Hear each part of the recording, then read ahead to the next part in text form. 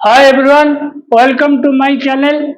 आज हम rim frame breakage के बारे में बताने जा रहे हैं। रिम फ्रेम ब्रेकेज से हमको क्या क्या मतलब क्या क्या उसका इफेक्ट पड़ता है।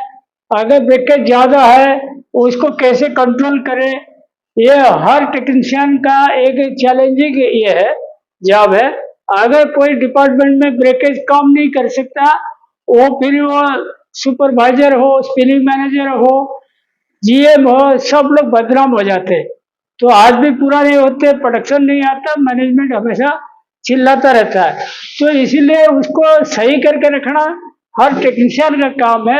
आज का टॉपिक है रिंग फ्रेम ब्रेकेज कंट्रोल। ठीक है, ये ब्रेकेज कंट्रोल देखो, सिंथेटिक वगैरह में, डायरेक्ट सिंथेटिक में या ग्रे सिंथेटिक में, इसमें ब्रेकेज का इतना ज्यादा प्रभाव नहीं पड़ता जो कॉटन में पड़ता है। क्योंकि कॉटन जो होता है खेती से निकला हुआ मटेरियल है, उसमें लेंथ कम ज्यादा रहता है, वेस्ट कम ज्यादा रहता है। कॉटन में ब्रेकेज सेट करना बहुत भारी आइटम है। तो इसीलिए अभी आज हम कॉटन के बारे में बोल रहे हैं। उसी हिसाब से पॉलिस्टर पर भी ध्यान देना पड़ता है। जो मिनिमम चीज जो करना है वो तो करना ही पड़ेगा।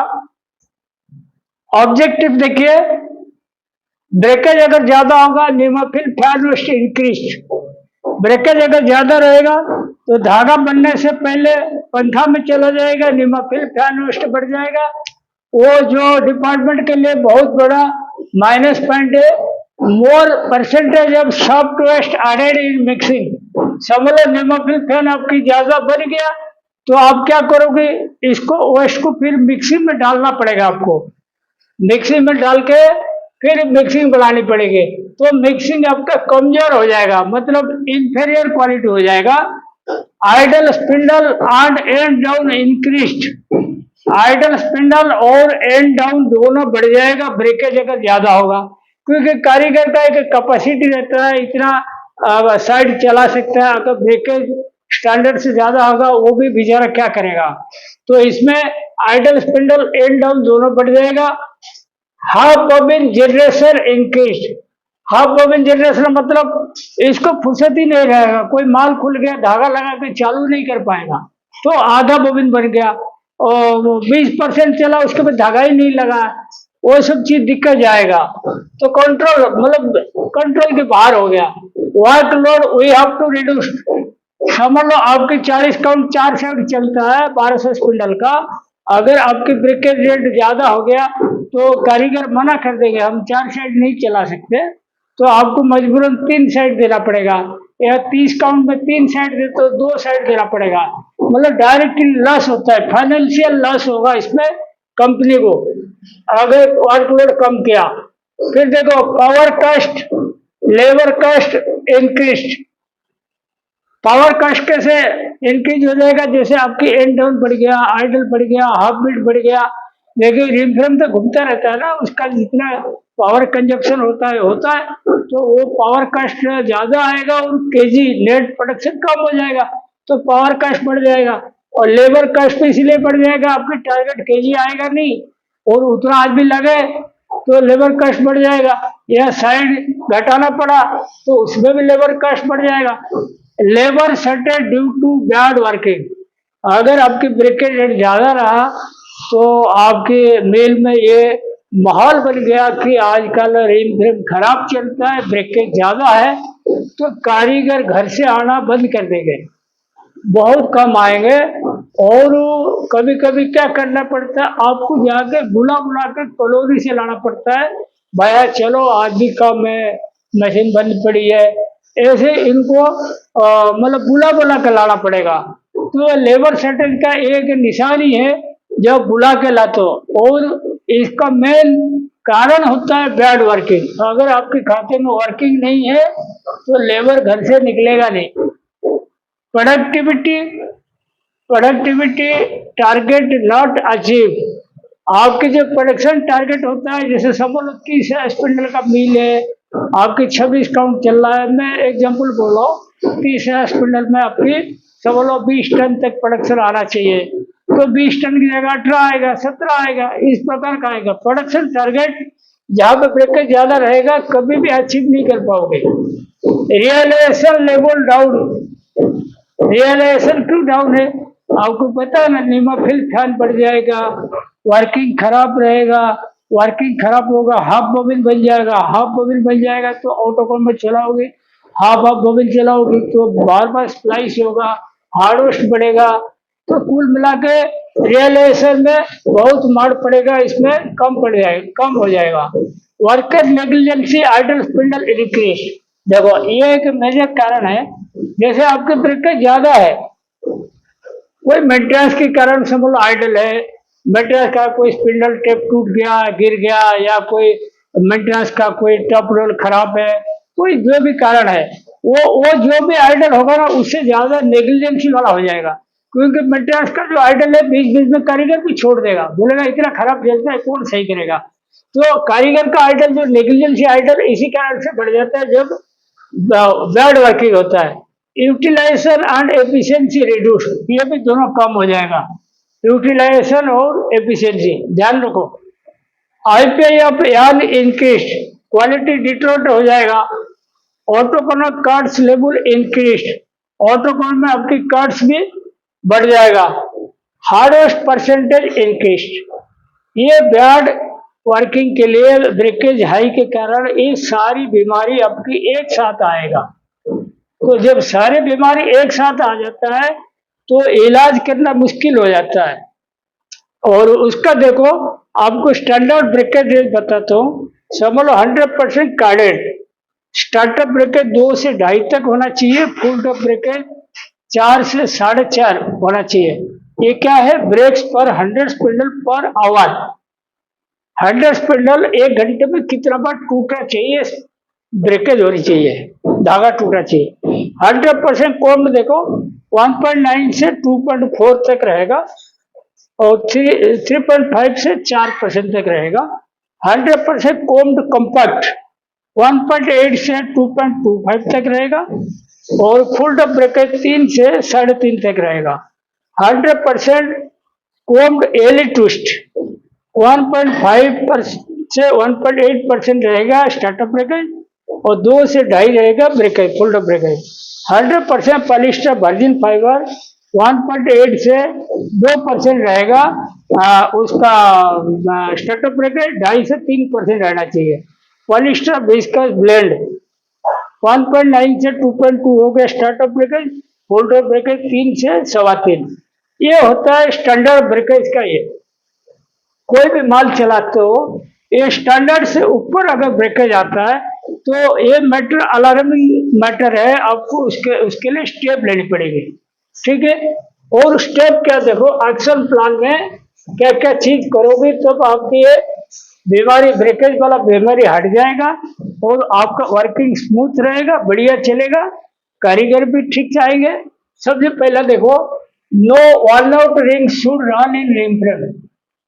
कोई रिंग अगर ड्यू हो गया और कट गया बीच बीच में, और रिंग के कारण रिंग का मतलब फ्लाई होता है, कट जाने के बाद इस प्रकार का रिंग चलने नहीं देना।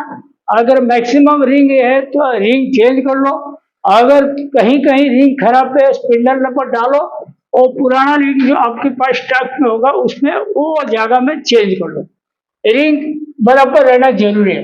सिलेक्ट रॉ मटेरियल आज पर काउंट पैटर्न। काउंट पैटर्न मतलब आपको 20 काउंट चलानी, 30 काउंट चलानी, 40 काउंट या 100 काउंट चलानी। जो काउंट चलाओगे उसी हिसाब से मटेरियल लेना। मटेरियल कभी सब स्टैंडर्ड क्वालिटी लेके, जैसे आप 30 का काउंट चला रहे हो और 20 काउंट का कटन खरीद के दोगे तो ब्रेकेज कभी सही नहीं आएगा। काउंट के हिसाब से आप मटेरियल खरीदो। मटेरियल में सब स्ट्रेंथ, लेंथ, माइक्रोन वैल्यू सब देखना। Set waste percentage in blowroom carding alpha knobs. Blowroom carding में जो वेस्ट परसेंटेज वो स्टैंडर्ड के हिसाब से आप रखना। समझ लो रॉ मटेरियल खराब है तो वेस्ट पर से बढ़ा के रखना पड़ेगा, रॉ मटेरियल बढ़िया है वेस्ट पर से घटा के रखना पड़ेगा। कुल मिलाकर अपना मकसद है कार्डिंग का जो स्लाइबर है उसमें ट्रांस 0.08 से 0.1 तक आना चाहिए, उसे ऊपर नहीं आनी चाहिए। तो वेस्ट परसेंटेज उसी हिसाब से निकालो ताकि अपना मतलब ट्रांस वगैरह स्लाइबर में नहीं रहे। Set bottom roll gauge as per standard is whole process. Bottom roll gauge जो होता है या कार्डिंग गेज भी है, बॉटम रोल गेज जहाँ गेज का बात आता है स्टैंडर्ड के हिसाब से चलो, कोई abnormal रखना जरूरत नहीं है। बॉटम रोल गेज अगर abnormal रखोगी, कम ज्यादा रखोगी तो ब्रेकेज बढ़ने का बहुत संभावना रहता है। Decide break draft as per standard in whole process. Break draft का जो स्टैंडर्ड है, मेरा एक वीडियो है देखना, स्टैंडर्डाइजेशन ऑफ ब्रेक ड्राफ्ट, इसको आप जरूर देखना। उसमें मैंने बताया हुआ ब्रेक ड्राफ्ट का किस एरिया में कितना कितना सही है, मतलब कटन में कितना, सिंथेटिक में कितना, ये फाइबर दिए तो कितना होगा, वो फाइबर दिए कितना दिए, ब्रेकर में कितना, फिनिशर कितना, सिंपलेक्स, रिम हर जगह का मैंने दिया हुआ, वो जरूर वीडियो देखना। Decide break draft as per standard हो गया। सेट स्पेसर आज पर मटेरियल अकाउंट। देखो ये जो स्पेसर होता है ना, सिंपलेक्स में स्पेसर है, रिम फ्रेम में स्पेसर है, मतलब रोबिंग हैंग के हिसाब से आपको स्पेसर सेट करना पड़ेगा। वो स्पेसर खाली चेंज कर देने से नहीं होगा, उसका एक पक्का शेड्यूल बनाना, स्पेसर कैसे चेक होगा डेली बेसिस में। स्पेसर गिरा हुआ नहीं रहना चाहिए, स्पेसर गिरा हुआ रहेगा मतलब मशीन से नीचे गिर गया तो बिल्कुल ब्रेकेज बढ़ जाएगा और आईपीआई भी बहुत भयंकर बढ़ता है, 2.5-3 गुना बढ़ जाता है उसमें। तो स्पेसर सही लगाना और चेक भी करना, ठीक है। उसके बाद देखो स्पिंडल और ring centering in every 6 month. इसमें क्या है, रिंग फ्रेम का जो स्पिंडल गेज होता है या रिंग गेज होता है, वो केटीटीएम रिंग फ्रेम का अलग है, रिक्टर का एलएमडब्ल्यू का अलग है।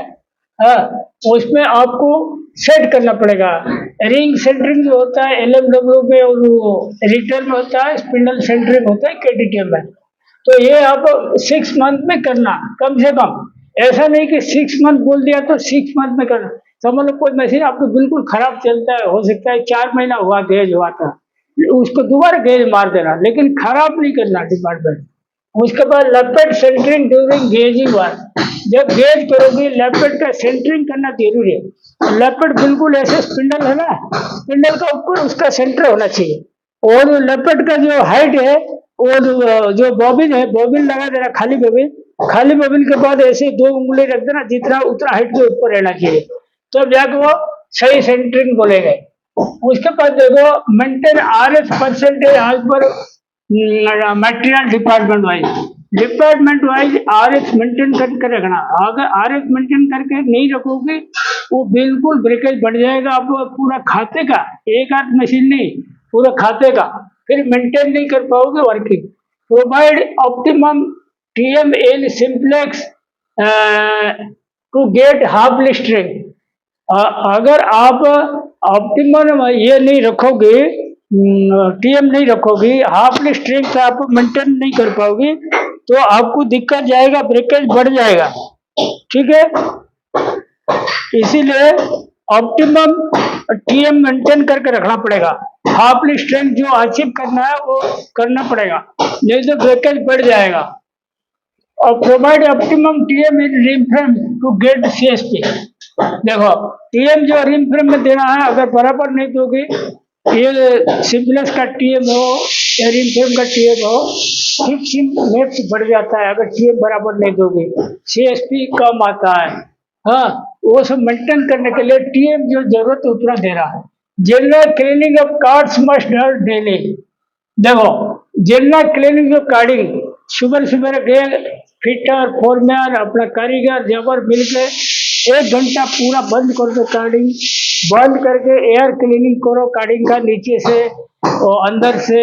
फिल्टर का भी सफाई करो, फिल्टर का जो प्राइमरी सेकेंडरी ड्रम वगैरह इसको सब सफाई करो, माइक्रो डस्ट वगैरह सफाई करो, वो फिल्टर रूम से कचरा निकालो। कम से कम पौने घंटा 1 घंटे का काम है, लेकिन डेली करना। अगर पॉलिस्टर या सिंथेटिक मटेरियल चला तो 2 दिन में 1 बार कर दो कि चलेगा, लेकिन कॉटन में डेली करना। Maintenance schedule to follow strictly. Maintenance schedule मतलब जैसे समझ लो ब्रेकर ड्रॉप हम 7 दिन में करना है, फिर इसे ड्रॉप हम 7 दिन में करना है, सिंपलेक्स 15 दिन में करना है, या रिंग फ्रेम 1 महीने में करना। और रिंग फ्रेम में अगर कोर्स कम चला तो और जल्दी करना पड़ता है, डायट चला तो और जल्दी करना पड़ता है, जो भी स्टैंडर्ड है। स्टैंडर्ड फ्रीक्वेंसी जो शेड्यूल वो मेंटेन करके रखना जरूरी है, नहीं तो आपके वर्किंग कभी सेट नहीं हो पाएगा। कॉर्ड्स बॉपिंग एंड लिकुमिक्स ट्रीटमेंट आज पर फ्रीक्वेंसी। कॉर्ड्स जो कभी चाकू मार का हो जाता है, कभी खड्डा हो जाता है, तो इसको क्या करना, इसको सफाई करके बॉपिंग करके फिर लिकुमिक्स करके लगाना। और अगर टाइम पे बॉपिंग नहीं करोगी, लिकुमिक्स नहीं करोगे, तो आपका दिक्कत जाएगा वर्किंग में। ये हमेशा इसको फ्रीक्वेंसी का हिसाब से करो।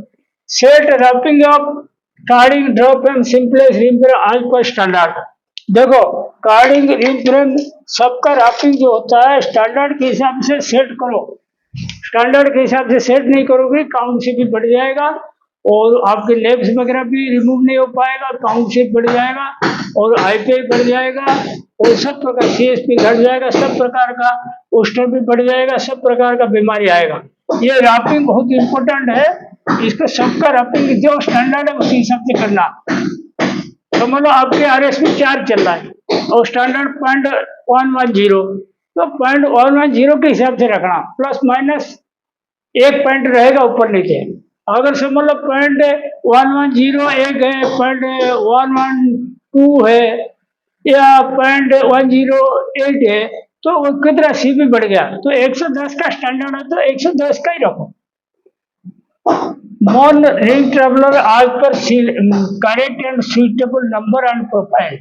ये जो रिंग ट्रेवलर होता है जो आप लगाते हो, मटेरियल के हिसाब से कौन सा प्रोफाइल लगेगा और काउंट के हिसाब से कौन सा प्रोफाइल और नंबर का लगेगा, सारी उसी हिसाब से सिलेक्ट करके लगाना।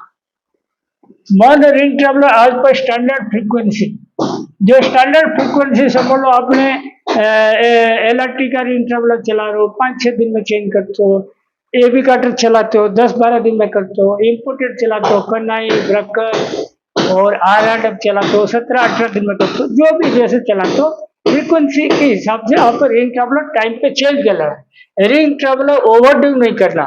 Do not allow one out loaded ring traveller in ring frame. Ring frame में कोई मतलब छल्ला कटा हुआ या लोड हुआ रिंग ट्रेवलर चलने नहीं देना, वो चलेगा फिर दिक्कत जाएगा। Segregate life mark crock tubes from department.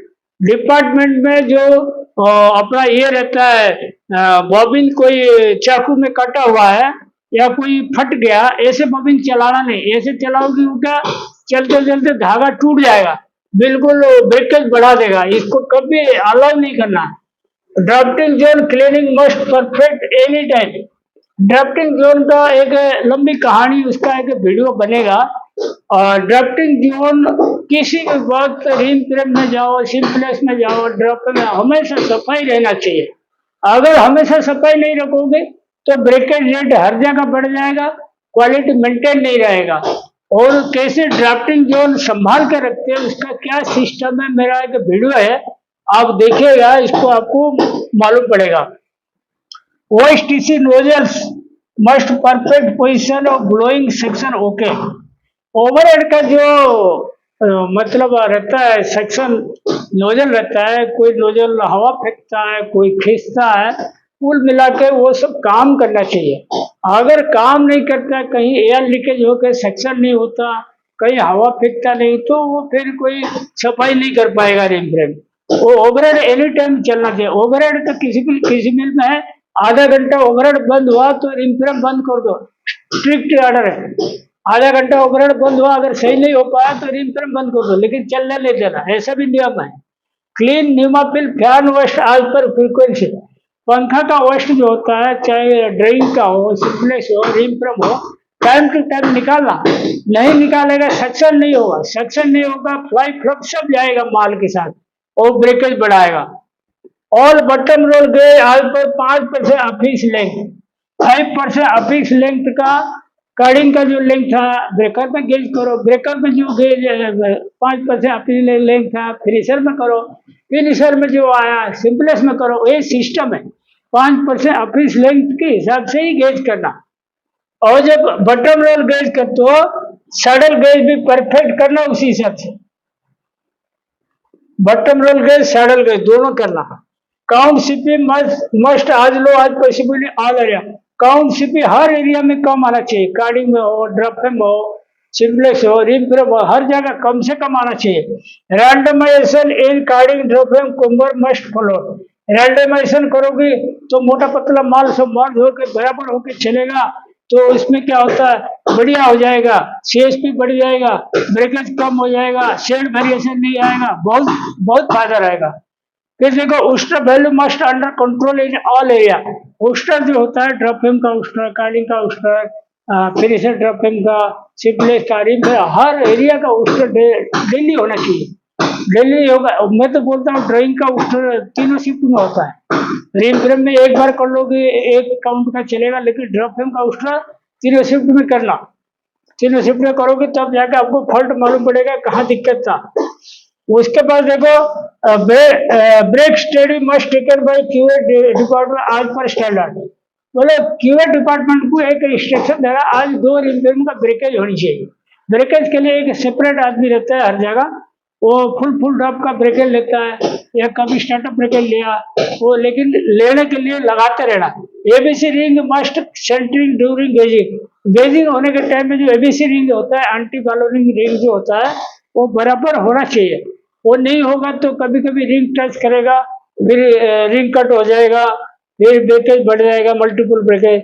8% of finisher drop है simple stretch must check in time. 8% of RSP drop है 7 दिन में एक बार कर देना चाहिए, और स्ट्रेच जब काउंट चेंज करते हो सिंपलेस का कर देना चाहिए। Drop and simplex ring frame no under size cut allowed. जो ड्रॉप एम सिंपलेस में कोई भी अंडर साइज का जोड़ा कट नहीं लगा चलना चाहिए। अंडर साइज का चलेगा तो बराबर ड्राफ्टिंग नहीं होगा, मोटा पतला माल जाएगा, स्लग टाइप का माल जाएगा, ब्रेकेज बढ़ाएगा। जैसे आपके रिम फ्रेम में 30 का स्टैंडर्ड है कट्स का, ठीक है, 27 mm रोल में, तो 30 के जगह आपकी ज्यादा से ज्यादा 28 mm तक खींच सकते हो। 27 जाएगा चलाना नहीं, 27 जाएगा ब्रेकेज बढ़ जाएगा। और उसमें छोटा बड़ा भी नहीं होना चाहिए, एक सरीका का रोल होना चाहिए। ड्रॉप फ्रेम में भी एक सरीका का रोल होना चाहिए एक डिलीवरी में। उसके बाद देखो top clear roll positive clear must clean. Top clear तो टॉप को बोलते हैं, और ये पॉजिटिव क्लियर वो हमेशा सफाई रखना चाहिए। और उसके बाद देखो सिप्पी बैकरोल मैचिंग मस्ट परफेक्ट। सिप्पी बैकरोल जो होता है उसका कभी कभी मैचिंग बिगड़ जाता है ना, झटका मार के चलता है। झटका मार के चलता है तो धागा ब्रेकेज होता है। वो झटका नहीं मारेगा कैसे, वो उसको बढ़िया बराबर मैचिंग करना। थोड़ा सा मैचिंग के टाइम हल्का सा प्ले होनी चाहिए, पूरा टाइट होकर नहीं रहना चाहिए, लूज भी नहीं रहना चाहिए। Ring frame draft should not more than 40। Ring frame में जो ड्राफ्ट देते हो 40 के ऊपर नहीं होनी चाहिए। और हर जगह का ये है, जैसे कार्डिंग में ड्राफ्ट है 80 से 120 तक होना चाहिए, सिंप्लेक्स से 8 से 12 तक सही रहता है। तो हर एरिया का अलग अलग लिमिटेशन रहता है, उसी हिसाब से रखना। जबकि pulley lifting tape breaks must clean. ये जो ड्राफ्टिंग जो क्लीनिंग वाला करते हैं, उसका अलावा कारीगर भी इसको सफाई रखना चाहिए। और उसके बाद देखो fly catcher gauge. Fly catcher जो गेज है फाइन काउंट में 1.8 और मीडियम काउंट में 2 और कोर्स काउंट में 2.5, ये जरूर रखना, ताकि रिंग ट्रेवलर से फ्लाई साफ होकर चलता रहेगा और ब्रेकेज मेस्टअप रहेगा, ब्रेकेज नहीं होगा। और मेरा हिसाब से इतना सारी एक्शन प्लान जो दिया, आप लोग इसको बहुत गहराई से सोचोगे, ये सब चीज अटेंड करके रखोगे, आपके रिंग फ्रेम का जो ब्रेकेज है जैसे मैंने स्टैंडर्ड दिया ना उस हिसाब से होगा। और इसका आप एक बार देख लो, उसके बाद मैं एक वीडियो बनाऊंगा रिंग फ्रेम ब्रेकेज कैलकुलेशन, वो आपको बताएंगे कैसे कैलकुलेशन करना। आज का टॉपिक यहीं पे रखता है। Thank you.